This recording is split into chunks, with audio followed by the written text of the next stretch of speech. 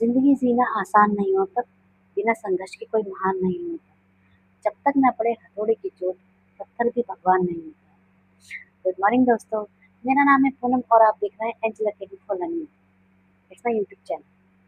जिससे मैंने कल वीडियो में बताया था कि यूपी में बेसिक भर्ती आने वाली है और उनके लिए हमें भर्ती के लिए तैयारी की आवश्यकता है और उसके लिए हमें चाहिए बेहतर नोट्स और एक अच्छी स्ट्रैटेजी, क्योंकि पढ़ता तो हर कोई है, लेकिन पास वही होता है जो अच्छी स्ट्रैटेजी बना ले और उसके बाद उसको अपने रिवाइज कर ले।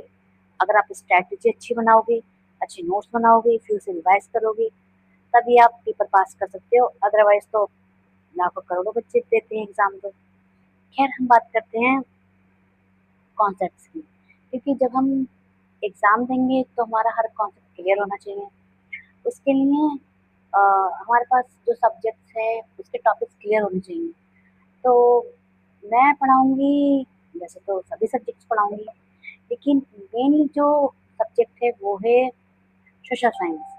सोशल साइंस में जो सब्जेक्ट्स होते हैं जैसे कि इतिहास, भूगोल, नागरिक शास्त्र और अर्थशास्त्र, तो इसमें ना सामाजिक विज्ञान जो है, इसके अंदर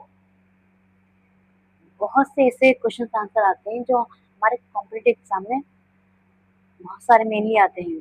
जैसे कि कॉम्पिटिटिव एग्जाम्स में बेसिकली हमारा कॉन्सेप्ट अगर क्लियर होगा ना, तो हमारे सारे क्वेश्चन के हम हल कर सकते हैं।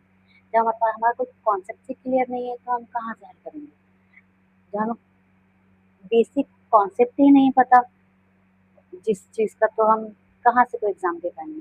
तो मेनली हमारा ज़रूरी है पहले हम कॉन्सेप्ट को क्लियर करें, उसके बाद हम उस चीज़ को बुक से पढ़ेंगे ना, तो और भी ज़्यादा समझ में आता है।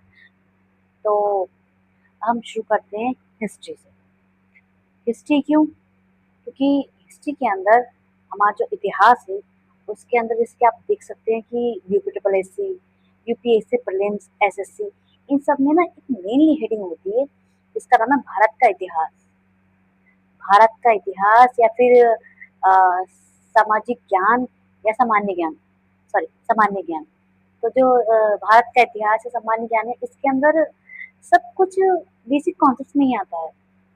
जिसके आप रिसेंट उठाएंगे तो उसमें भी आप देखेंगे कि टोटल हमारा सब कुछ जीके पे जीके से ही रिलेटेड है। तो हम जो पढ़ाएंगे हम मेनली सभी सब्जेक्ट्स को लेकर पढ़ाएंगे, सारे कॉम्पिटेटिव एग्जाम्स को लेकर पढ़ाएंगे और हम शुरू करेंगे इतिहास से। क्यों? क्योंकि किसी भी जो कॉम्पिटेटिव एग्जाम के अंदर जो ज्यादातर क्वेश्चन आंसर आते हैं वो हिस्ट्री से आते हैं। हिस्ट्री के सन जो कि याद करने के लिए बहुत बहुत परेशान करते हैं, तो इसलिए हम बिना टिप्स के कैसे याद रखते हैं वो सब पढ़ा। चलिए शुरू करते हैं। सबसे पहले आएगा प्राचीन इतिहास। प्राचीन इतिहास के अंदर है सिंधु घाटी सभ्यता।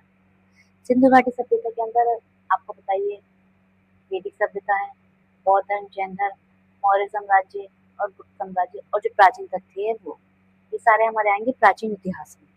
फिर हमारा आएगा मध्यकालीन इतिहास।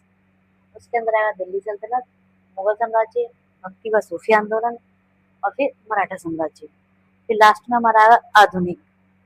आधुनिक 1857 का विद्रोह, भारतीय राष्ट्रीय आंदोलन, गांधी युग और हमारी ब्रिटिश नीति। ये है छोटा सा पार्ट हमारी हिस्ट्री का, लेकिन सिर्फ छोटा नहीं, इसके अंदर और भी टॉपिक्स है।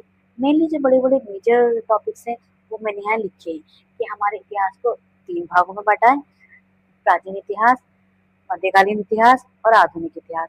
और इसमें जो मेजर बड़े बड़े पार्ट्स है ये हमें याद होने चाहिए। किसी भी कॉम्पिटेटिव एग्जाम में जो हमें क्लियर करना है उसके लिए इतना तो आना ही चाहिए। और जो मेनली इसका बड़ा मेजर पार्ट है वो है ये आधुनिक इतिहास।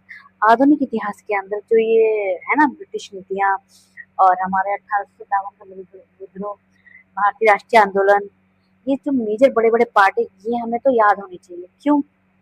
क्योंकि यूपीएससी प्रीलिम्स हैं उसमें जो आते हैं क्वेश्चन आंसर वगैरह, वो मैंने अगर इनके कॉन्सेप्ट क्लियर होंगे ना तो वो हम दे सकते हैं, अगर हमें इतना थोड़ा बहुत भी आता है तो।